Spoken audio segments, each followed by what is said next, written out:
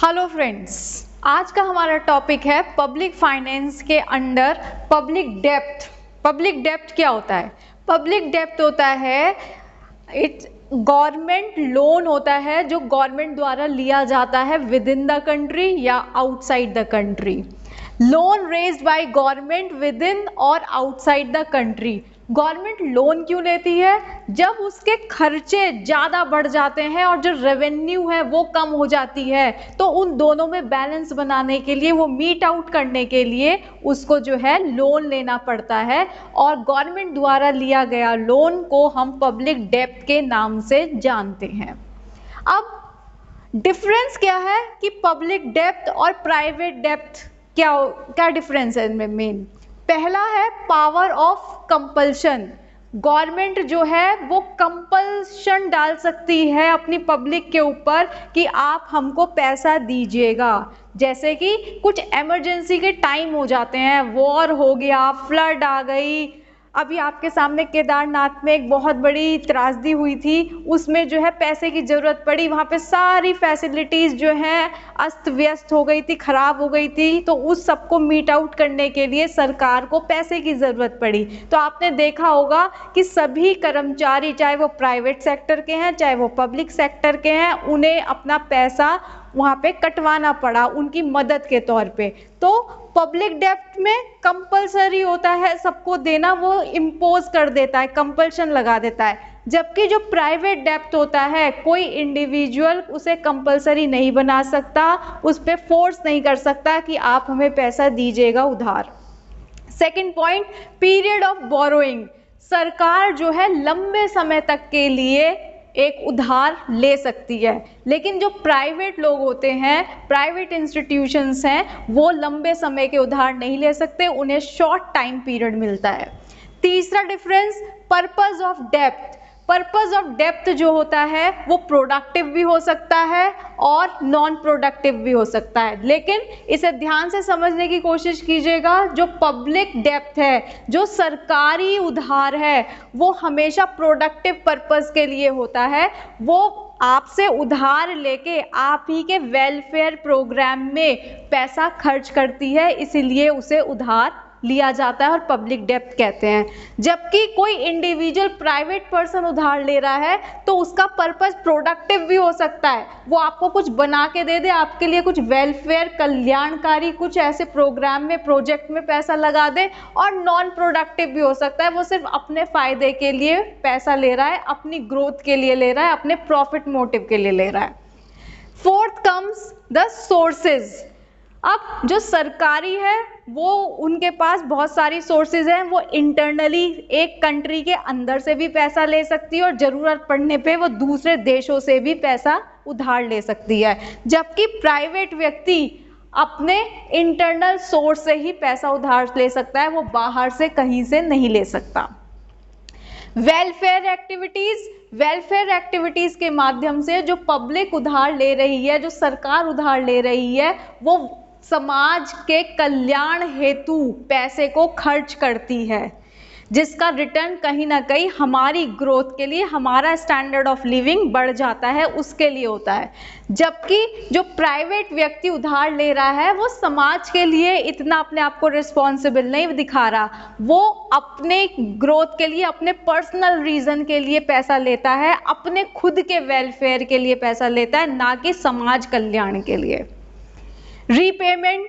सरकार जो उधार ले रही है उसका रीपेमेंट वो टैक्स इम्पोज करके चुका सकती है, जबकि प्राइवेट व्यक्ति को पैसा अपनी ही सोर्स ऑफ इनकम में से, अपनी ही बचत में से किसी तरीके से प्रोविजन बनाना पड़ेगा और अपने बलबूते पे वो पैसा चुकाना पड़ेगा, वो दूसरे के ऊपर कुछ इम्पोज नहीं कर सकता। Rate of interest. जो पब्लिक डेप्थ होता है, सरकारी उधार जो होता है, उसका रेट ऑफ इंटरेस्ट कम होता है in comparison to the private depth. अब आ जाते हैं हम ऑब्जेक्टिव की तरफ कि पब्लिक डेप्थ के ऑब्जेक्टिव क्या है, इंपॉर्टेंस क्या है, उसके एम्स क्या हैं। पहला, for maintaining the balance between expenditure and revenue. Public depth लेना ही तब पड़ता है जब हमारे खर्चे ज़्यादा हो जाते हैं और हमारी रेवेन्यू, जो हमारी कमाई है, वो कम होती है, जिसकी वजह से हम थोड़े से टाइट फील करते हैं, अपने सारे खर्चे मीट आउट नहीं कर पाते। तो पहला ऑब्जेक्टिव ये है कि खर्चे और कमाई में हम बैलेंस बना के रखें। सेकंड है फाइटिंग डिप्रेशन। हमारे देश में जो बिजनेस साइकिल्स है, जो इकोनॉमिक कंडीशन है, जब वहाँ पे डिप्रेशन आता है, डिप्रेशन का मतलब fall in the price level, price level गिर जाता है। उसका मतलब ये नहीं है कि हमारे पास, पब्लिक के पास पैसा नहीं है, पब्लिक के पास पैसा तो है, लेकिन जो है एंटरप्रेन्योरल एक्टिविटीज़ नहीं है जो कि प्रोडक्टिव आउटकम के लिए वो पैसा खर्च किया जा सके। तो उस कंडीशन में भी उस पीरियड को फाइट आउट करने के लिए, अपनी इकोनॉमी को उससे ऊपर लाने के लिए हम जो है पब्लिक डेब्ट लेते हैं।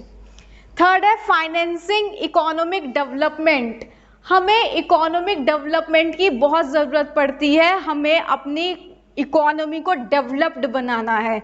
आज की डेट में हम अमेरिका के बहुत पीछे हैं, हमारे रुपये की वैल्यू और वहाँ के $1 की वैल्यू में बहुत बड़ा डिफरेंस आ रहा है। तो इन कंडीशंस को समाप्त करने के लिए, इकोनॉमिक डेवलपमेंट करने के लिए, नेशनल इनकम बढ़ाने के लिए, प्रॉपर बजट मेंटेन करने के लिए हमें कभी कभी डेब्ट लेने पड़ते हैं, उधार लेने पड़ते हैं। फोर्थ है to check the cyclical fluctuation. हमारी जो बिजनेस साइकिल होती है वो एक तरीके से नहीं रहती, वो उसमें उतार चढ़ाव होते रहते हैं। तो उसको बैलेंस बनाने के लिए, स्टेबल करने के लिए, अनवांटेड सिचुएशंस को हटाने के लिए हमें उधार लेना पड़ता है।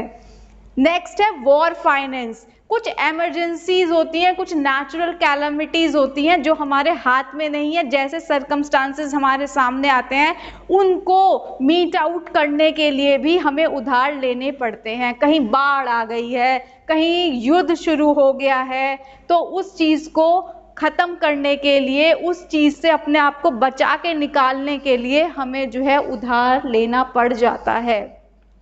6 पॉइंट है क्रिएशन ऑफ इंफ्रास्ट्रक्चर। अगर हमें इकोनॉमिक डेवलपमेंट चाहिए, अपना ऑल राउंड डेवलपमेंट चाहिए, तो हम एक कंपटीशन को फेस करना हमारे लिए बहुत ज़रूरी हो जाता है, और उसको फेस करने के लिए हमें एडवांस टेक्नोलॉजी से अपडेटेड होना पड़ता है।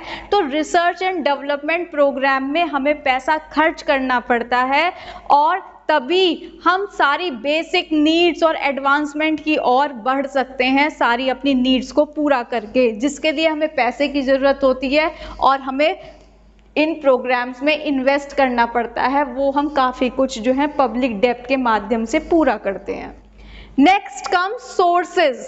कुछ सोर्सेज होती हैं कि हम पब्लिक डेब्ट ले कैसे सकते हैं। तो पहली है borrowing from the individuals.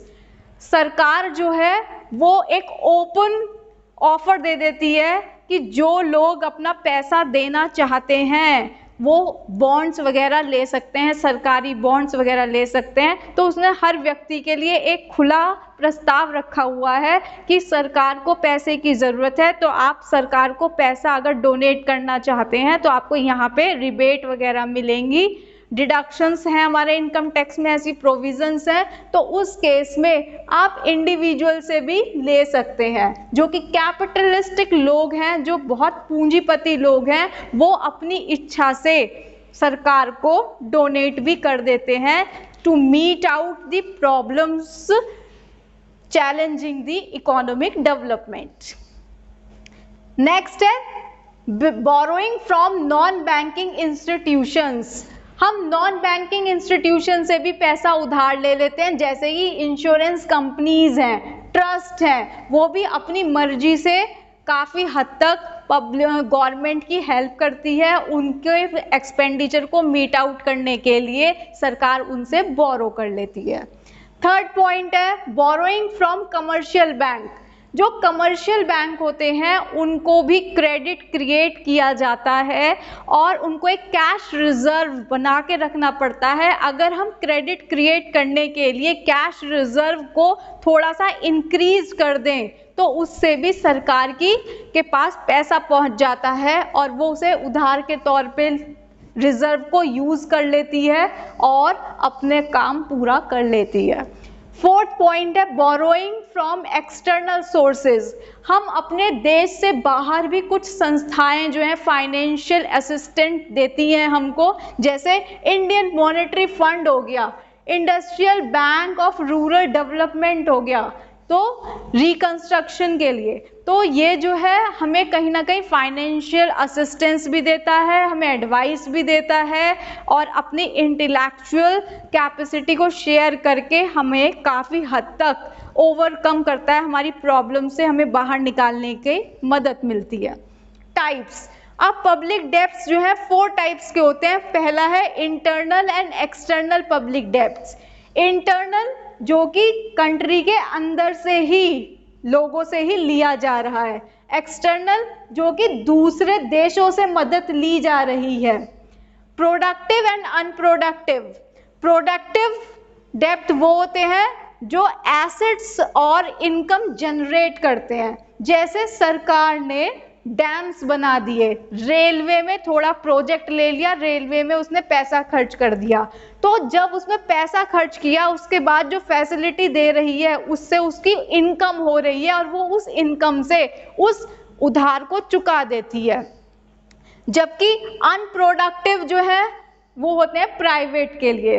Unproductive होते हैं कि उसमें कोई प्रोडक्शन नहीं हो रहा, जैसे कि वॉर हुआ हमारा किसी देश के साथ, उस वॉर में हमने पैसा खर्च कर दिया तो ना तो कोई एसेट हमारे पे आया, ना कोई ऐसी सोर्स बनी कि जिससे हमें वो पैसा वापस मिल जाएगा।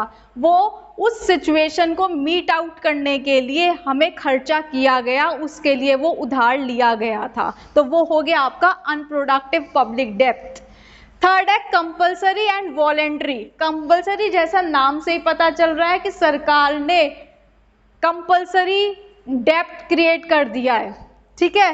तो जैसे कि loans raise during the emergency, कोई दिक्कत आ गई है देश के अंदर, सूखा पड़ गया है, बाढ़ आ गई है, तो उस कंडीशन में हम जो है उधार ले रहे हैं और कंपल्सरी सबको पैसा देना है पब्लिक को, वो हो गया आपका कंपल्सरी पब्लिक डेब्ट। वॉलेंट्री, वॉलेंट्री मतलब हो गया सरकार ने कुछ बॉन्ड्स इशू कर दिए, जो उसे खरीदने के लिए इच्छुक हैं वो व्यक्ति उसे खरीद सकते हैं। इसमें आपकी मन की इच्छा के ऊपर है कि आप बॉन्ड्स खरीदें या ना खरीदें। फोर्थ है redeemable and irredeemable debts. Redeemable debts वो होते हैं जब सरकार पूरा प्लान करती है कि यहाँ मैं खर्चा कर रहा हूँ और ये इस टाइम तक मैं जो हूँ एक पर्टिकुलर सोर्स से पैसा जो हूँ चुका दूंगा। जबकि इररिडीमेबल डेब्ट्स वो होते हैं जिसमें सरकार की कोई इंटेंशन ही नहीं होती कि मुझे ये पैसा चुकाना भी है। So that's all for today, thank you.